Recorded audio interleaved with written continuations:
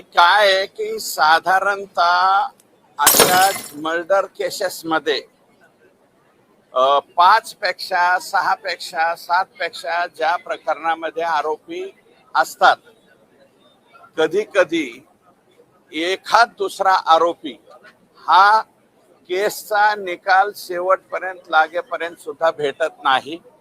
कारण अशा प्रकारचे आरोपी हे राज्याच्या बाहेर जाऊ शकतात, वेश बदलून त्या ठिकाणी वेगळं काहीतरी काम चालू करू शकतात, किंवा भारत देश सोडून लगतच्या असलेल्या नेपाळ सारख्या छोट्या देशामध्ये सुद्धा हे लोक जातात. त्याच्यामुळं दुर्दैवानं असे आरोपी भेटत नाहीत.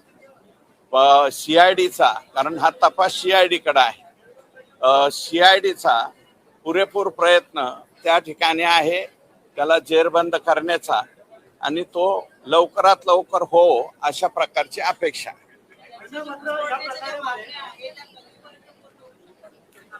ऊसतोड कामगारांचं ऑक्टोबर महिन्यामध्ये साधारणतः आपला गळीत हंगाम सुरू होतो.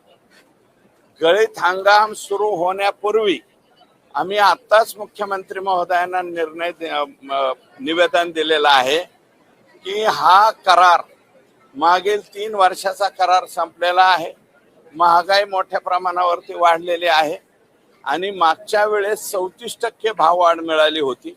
यावेळेस सुद्धा ऊसतोड कामगारांच्या संघटना, साखर संघ आणि साखर आयुक्त आणि सहकार मंत्री यांनी लवाद जे आहेत दोन्हीही ठरलेले, त्या लवादाच्या समोर लवकरात लवकर हा विषय मांडून पुढच्या 2 महिन्याच्या आतमध्ये त्याच्या बाबतीतला निर्णय घ्यावा, म्हणजे सुखरूपपणे ऊसतोड कामगार ऊस तोडायला जाईल.